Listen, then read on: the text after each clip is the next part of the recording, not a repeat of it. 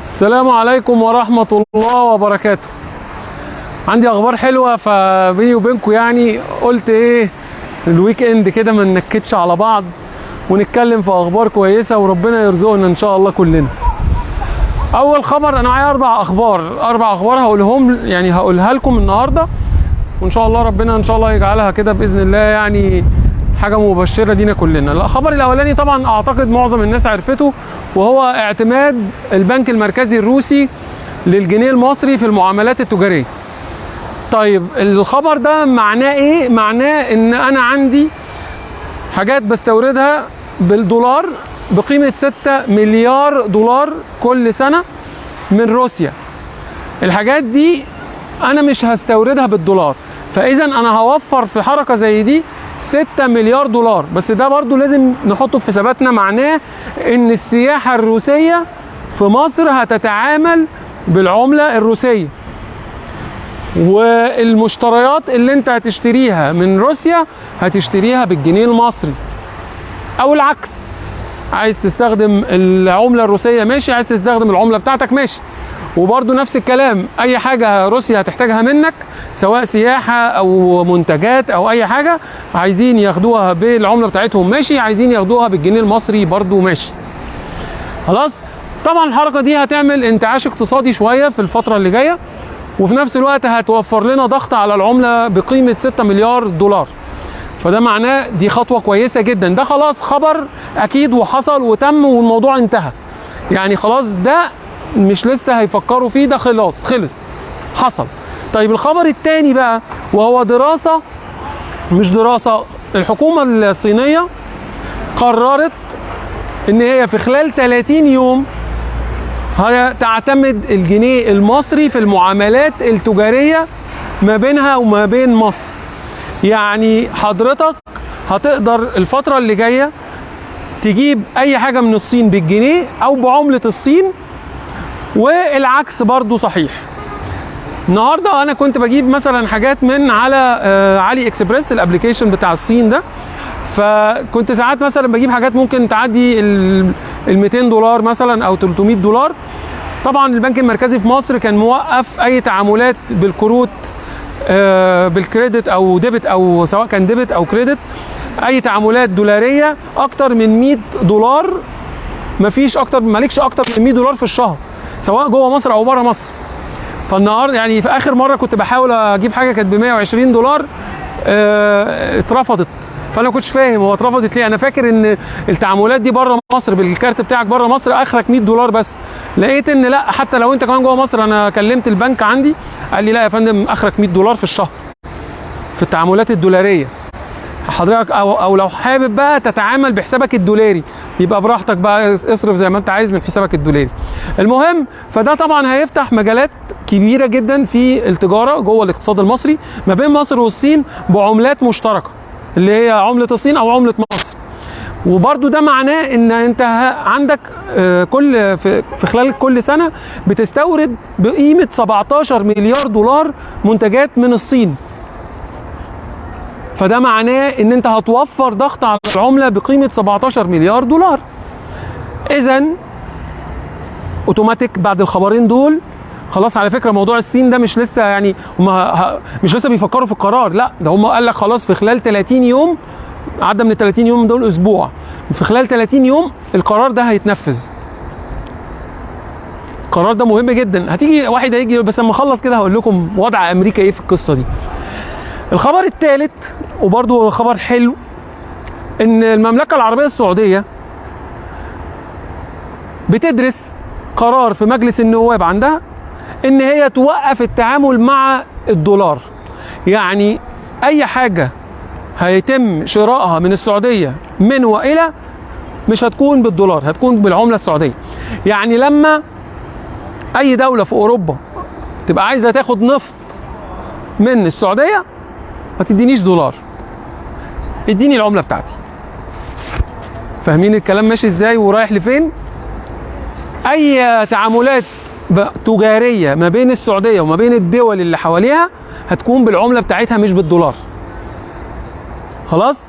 ده هيودينا لان في مجموعه اسمها مجموعه البريكس. المجموعة دي تضم 5 دول، والخمس دول دول بيتعاملوا فقط بعملتهم وما بيتعاملوش بالدولار ولا باليورو، وعاملين مجموعة كده اسمها مجموعة البريكس. الكلمة دي واخدة من كل دولة حرف. المجموعة دي عايزة تضم مصر والسعودية. المجموعة دي عايزة تضم مصر والسعودية في المجموعة دي، يبقوا مع بعض هيبقوا 7 دول.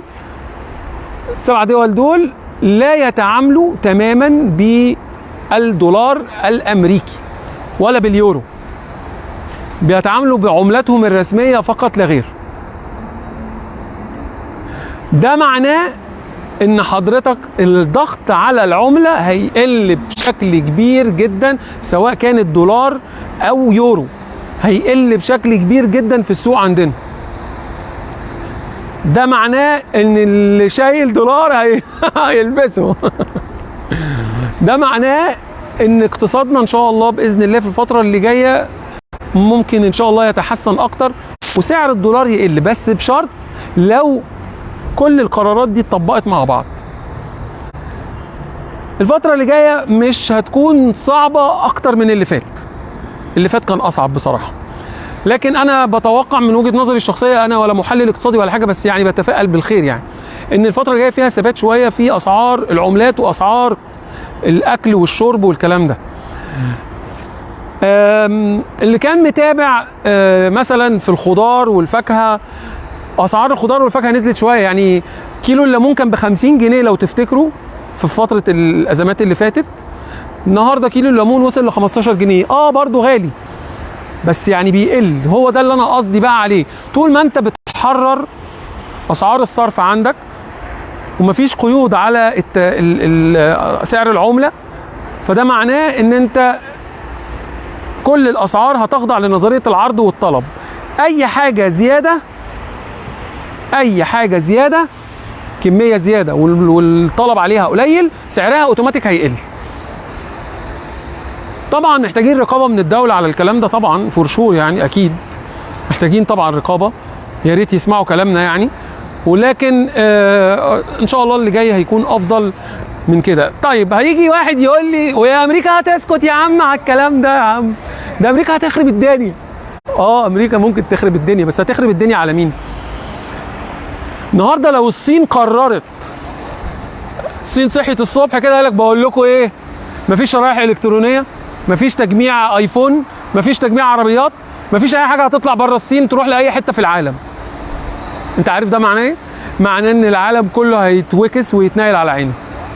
عشان كده محدش يقدر يلعب معاها، لا امريكا ولا غير امريكا. 3/4 العربيات في امريكا بتتجمع في الصين. معظم التكنولوجي دلوقتي بتتجمع في الصين. فمن الاخر يعني الصين راكبه، والصين حاليا مع روسيا، وروسيا ضد العالم كله. انا مش عارف يعني حزب الناتو ده هو اللي وكسنا الوكسه اللي احنا فيها دي، بس ما تعرفش رب ضاره نافعه. يعني لولا الحرب اللي ما بين روسيا واوكرانيا ما كناش قدرنا نوصل في يوم من الايام ونقول ان احنا هنستورد حاجات من روسيا بالجنيه بتاعنا بعملتنا، ولا هنقول ان احنا ممكن نستورد حاجه من الصين بعملتنا. فمجموعه من التحالفات هي اللي وصلتنا للقصه دي يعني. ولو انتم مش عارفين اصل حكايه روسيا واوكرانيا اكتبوا لي في الكومنتات وانا اقول لكم. الكلام اللي بقوله لكم ده مش كلام مني انا مش بخترعه ولا بالفه. دي اخبار موجوده عالميه في الديلي نيوز وفي سكاي نيوز وطبعا التوقعات اللي انا بقولها دي جايه برضو من منظمات عالميه زي بلومبرج. فانا مش بجيب حاجه من عندي، انا كل هدفي ان انا اوصل لكم معلومه ممكن ما تكونش عندكم، ممكن ما تكونش المعلومه عندك، فانا بدي لك المعلومه. ممكن الناس بتاخد المعلومه دي بتفاؤل، وانا من ضمن الناس اللي بتتفائل، وفي ناس بتقول لك يا عم بقى انت هتقرفنا كل شويه تقول لنا معلومات. معلش المعلومات دي في ناس كتير مش عارفاها والله.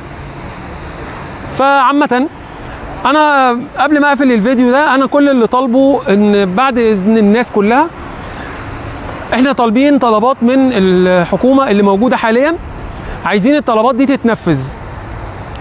من اهم الطلبات دي ان احنا يكون عندنا مراقبة على الأسعار. انت لازم يبقى عندك مراقبة على أسعار السلع الأساسية. الناس مش لاقية تاكل. أنا مش هقعد أقول لك بقى يعني الغتاتة اللي الحكومة بتغتتها على الشعب، يعني احنا هنستحمل بعض، بس لازم يبقى في مراقبة على الأسعار علشان يبقى احنا وانتوا شايلين الشيلة مع بعض، ما يبقاش كفة واحدة اللي شايلة الشيلة. حضرتك بتقبض مرتبات الحكومة في ميعادها، يبقى تبص للشعب الغلبان وتقف معاه. عايزين حد ياخد باله من الشعب بعد إذنكم. السيد معالي رئيس الوزراء، بعد إذنك احنا عايزين مطالب، عندنا مطالب مشروعة. من أهم المطالب دي تبصوا على السرقة اللي بتحصل في الكهرباء والمية والغاز، علشان في سرقة بتحصل في الفواتير والقروض بتاعت القصة دي. وتشوفوا لنا بعد إذنكم الناس بتاعت التموين دي تنزل تعمل حملات بعد إذنكم عشان تسيطر على أسعار السلع الأساسية، البيض والفراخ واللبن والرز والسكر والحاجات دي. مش طالبين طلبات كتير احنا، يعني دي مش طلبات كتير. والله العظيم والله العظيم في ناس والله العظيم 3 ما انتوا مش قصتوا ما بتشوفوش بيجي لنا رسائل عامله ازاي. والله العظيم في ناس مش لاقيه تاكل فعلا، مش لاقيه تجيب علبه اللبن لابنها. تخيل كده لما انت يبقى عندك عيل عنده سنه ولا سنه ونص ومش عارف تجيب له علبه اللبن، مش عارف تجيب له علبه اللبن. علبه اللبن وصلت 160 جنيه، اللي كانت ب 40 جنيه و45 جنيه وصلت 160 جنيه. طب الناس هتعمل ايه؟ وما تجيش تقول لي يروحوا الصحه ياخدوا اللبن المدعم. ما بيروحوا الصحه وما بيلاقوش اللبن المدعم، الموظفين بتاخده تضربه وتروح تبيعه في حته ثانيه. يعني من الاخر كده ما شفتش والله العظيم 70-80% من الموظفين اللي في الحكومه تحس ان هم كلهم في دنيا غير اللي احنا فيها. تحس ان هم بس يعني اللي جعانين فبيقوموا واكلين حق الشعب. انا ما اعرفش طبعا، طول ما هو ما فيش رقابه هتفضل كده الدنيا. فكل اللي انا طالبه ان احنا يبقى عندنا رقابه. يعني بعد اذنكم موظفين التموين دول بياخدوا مرتبات، وبتوع حمايه المستهلك بياخدوا مرتبات، ينزلوا يشوفوا شغلهم. وبتوع حمايه المستهلك عارفين ان هم لما بينزلوا، وبتوع التموين لما بينزلوا الناس بتقفل المحلات وتجري. فانت ما تبقاش عملت اللي عليك، انا نزلت ولقيت الناس قافله محلاتها وانا خلاص تمام كده. لا يا باشا، لا يا باشا، انت كده ما عملتش اللي عليك. انت كده يا باشا ما عملتش اللي عليك، والمرتب اللي بتاخده حرام عليك. فبعد اذنكم عايزين يعني في اخبار كويسه اهي قلناها الحمد لله، فضل ونعمه. الحكومه يعني ايدها في ايدينا بقى كده، وننزل نراقب السوق ماشي ازاي عشان ربنا يكرمنا. النهارده في سوق السيارات في مهزله بتحصل في سوق السيارات، مهزله في سوق السيارات. العربيه كفايه موضوع توكيل BMW ده فجأة كده غلى الأسعار 300 و500 ومليون و2 مليون. عارف ليه؟ عشان مفيش مراقبة. ومحدش يجي يقول لي ما هو الدولار غالي. يا باشا هو أصلا مسعر من كام شهر على 33 وعلى 35 جنيه. مش مسعر مثلا كان مسعر ب 22 وفجأة الدولار بقى بحاجة و30. لا، هم مسعرين أصلا من وقتها بحاجة و30 جنيه. فما فيش حاجة تدعو إن أنا النهارده أرفع سعر العربية. زي بالظبط مثلا هقول لك هو إيه اللي بيحصل بالظبط في كل المنتجات. لو انت رايح تشتري منتج او تحجز منتج او رايح تحط فلوس عربيه ولا بتاع، هو بياخد فلوسك يحولها دولار تاني يوم. يبقى هو حول بكام؟ حول ب30، حول ب35. خلاص خد. انت عارفين كانوا فاتحين الحجز في BMW تروح تدفع 500,000 جنيه دفعه حجز، وفي ناس كانت بتدفع مليون ومليون ونص. ياخد منك الفلوس دي تاني يوم يحولها دولار ويشتغل بيها شهرين 3 4 5 6 7 8 9 10، ويرجع يقول لك والله العربيه وصلت اهي، بس سعر الدولار ارتفع بقى ب 35 وانا كنت ساعتها حاسب الدولار على 24. فحضرتك هتدفع الفرق. العربيه غليت. ايه يا جدعان ده؟ اقسم بالله ايه ده؟ انتوا ده لو تجاره مخدرات مش هتكسبوا كده. ايه ده يا باشا؟ انا النهارده انا راجل بستورد عربيات للناس. حضرتك جيت لي لسه في واحد حبيبي جايب له عربيه كان سعر الدولار ساعتها سعر اليورو 20.5. كنت جايب له عربيه سعر اليورو كان 20.5.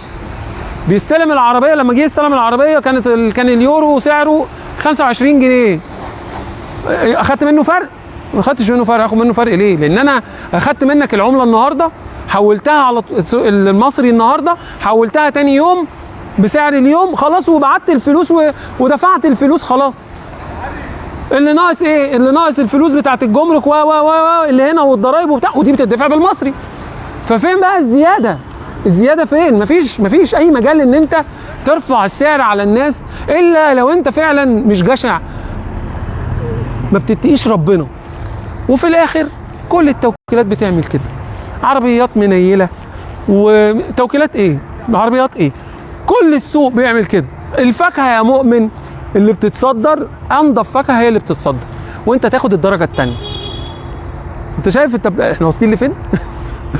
فكل ده عشان ما فيش رقابه. كل ده تعالى انت يا عم المسؤول، انت اللي بتتفرج على الفيديو، كل ده عشان ما فيش رقابه. حضرتك منفض. انزل يا باشا راقب، شوف الناس دي بتعمل ايه، اعمل معاهم اجتماعات كل يوم. ايوه يا باشا الليمون كان وصل ل 50 جنيه الكيلو، يا جماعه انتوا مش معانا في مصر ولا ايه؟ ايوه يا باشا الليمون وصل ل 50 جنيه الكيلو والنهارده بقى ب 15 جنيه. هو انتوا مش هنا ولا ايه؟ كرتونه البيض بقت ب 100 جنيه حضرتك. كرتونه البيض بقت ب 100 جنيه حضرتك.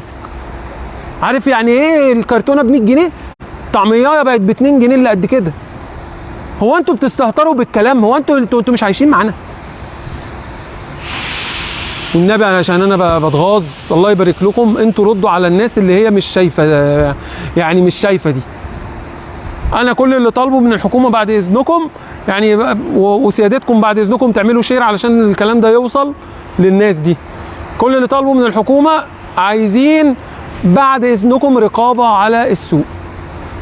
الناس اللي بتاخد مرتبات في الدوله دي سواء كانت التموين ولا حمايه المستهلك ينزلوا يشوفوا شغلهم. يا اما لو ما بيشوفوش شغلهم يا باشا وقف مرتبات الناس دي وقعدها في بيوتها عشان تعرف ان الله حق. ويا باشا الدوله اولى بالفلوس دي، احنا يا باشا اولى بيها.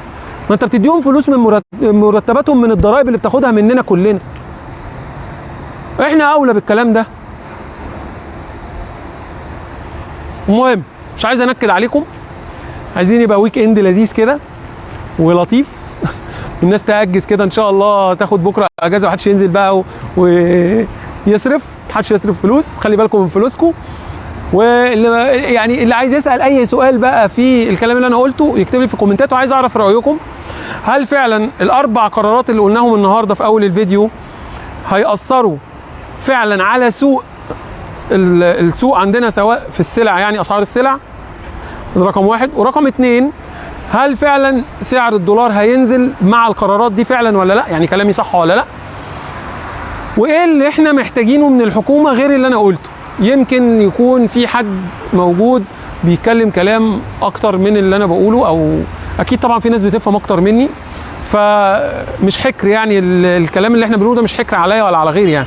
فنساعد بعض، اعمل اللي عليك وقول ايه اللي في دماغك وانا هطلع اتكلم فيه، واعمل اللي عليك وشير الفيديو ده عشان يوصل لاكبر عدد من الناس، عشان الحكومه يوصل لها الفيديو ده. كل ما بتشير والله العظيم انا كلموني ناس شغالين في الدوله وصل لهم الفيديو. وصل لهم ليه؟ لما وصل ل 2 مليون ونص مشاهده. في فيديوهات عندي وصلت ل 2 ونص و3 مليون وفي 5 مليون مشاهده. لما الفيديوهات بتوصل ملايين فبتجيلهم عندهم غصب عنهم بيعدي عليه الفيديو. وانا بعمل لايف عشان ما تقولش ان انا بقول لك عايز المشاهدات تعلى عشان اخد فلوس، لا انا عامل لايف عشان اللايف ما بياخدش فلوس، ما باخدش انا فلوس من اللايف خلاص، عشان بس نجيب من الاخر. اللي مش عاجبه الكلام الله يبارك لكم ينقطنا بسكاته.